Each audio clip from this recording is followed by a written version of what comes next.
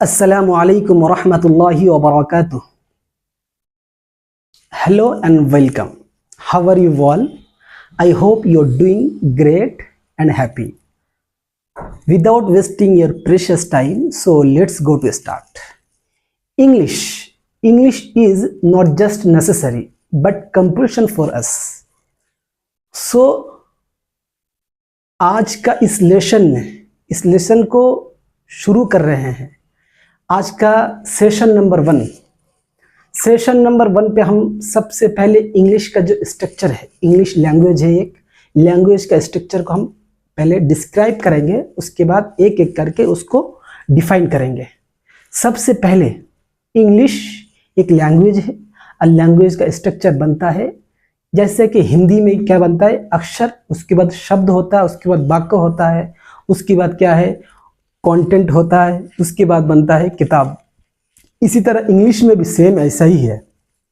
English में सबसे पहले जो है लेटर से बनता है वर्ड से बनता है सेंटेंस से बनता है कंटेंट या आर्टिकल या कंटेंट से बनता है बुक। तो हम सबसे पहले मैं जो स्ट्रक्चर बताया हूँ, स्ट्रक्चर का जो फर्स्ट स्टेप है वो क्या है, लेटर। सबसे पहले हम लेटर को जानेंगे। लेटर क्या है? लेटर एक एक अक्षर को लेटर कहते हैं, एक से ज्यादा अक्षरों को लेटर्स कहते हैं। अब इंग्लिश में ए से लेकर जेड तक अक्षरों को अल्फाबेट कहते हैं। अल्फाबेट को 2 हिस्सों में हम डिवाइड कर सकते हैं। ये कि हम जब लिखेंगे राइटिंग के हिसाब से या प्रोनाउंसिएशन के हिसाब से। अगर हम राइटिंग हिसाब से डिवाइड करें, सबसे पहले अगर लिखेंगे राइटिंग के हिसाब से 2 हिस्सों में डिवाइड किया गया है इंग्लिश के लेटर को। नंबर 1 है कैपिटल, नंबर 2 है स्मॉल। कैपिटल मतलब बड़ा अक्षर, स्मॉल मतलब छोटा अक्षर। यहाँ पे ये जानना हमारे लिए ज़रूरी है, जब भी हम कहीं भी इंग्लिश लिखते हैं या किसी किताब में जब पढ़ते हैं तो हम जब लिखते हैं अक्सर हम लिखने में भी स्मॉल लेटर यूज़ करते हैं। किताब में भी अक्सर स्मॉल लेटर होता है। तो हमें यहाँ पे ये जानना ज़रूरी है कि कैपिटल लेटर कहाँ कहाँ होता है। तो मैं 5 जगह बताऊंगा जहाँ पे कैपिटल लेटर होना चाहिए। नंबर 1 है आई, जिसका मीनिंग में आई ये जहाँ कहीं भी हो, चाहे सेंटेंस के शुरू में हो, बीच में हो या आखिर में हो, ये कभी भी कैपिटल लेटर में होना चाहिए। नंबर 2, जब भी इंग्लिश हम किसी किताब में या हम जब लिखते हैं, जो उसका जो फर्स्ट लेटर है वो कैपिटल लेटर में होना चाहिए।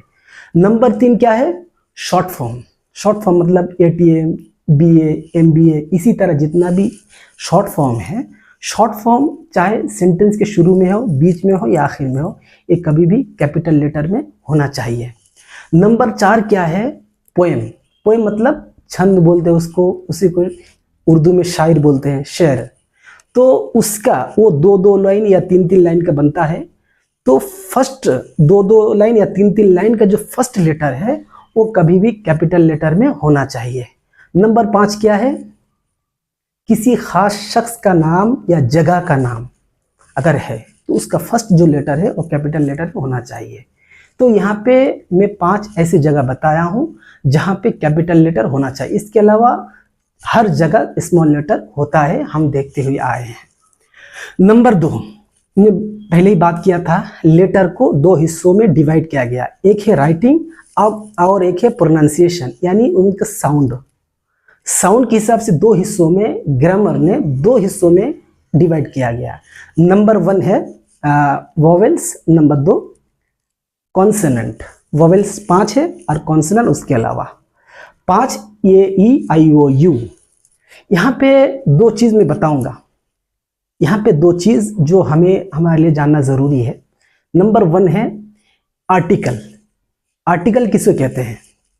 आर्टिकल मतलब जिस तरह हम लोग जानते हैं कि एक होता है आर्टिकल 3 है, A, N और द, ये 3 आर्टिकल है।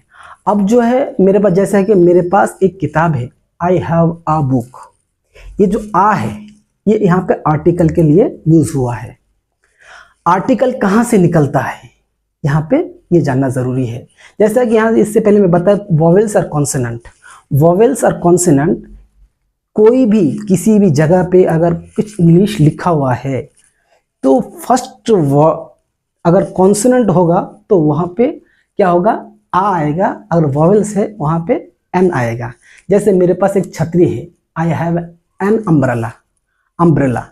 मेरे पास एक बुक है, I have a book. Book का जो फर्स्ट लेटर है बी है, एक कॉन्सोनेंट है, इसी वजह से यहाँ पे ए आया है।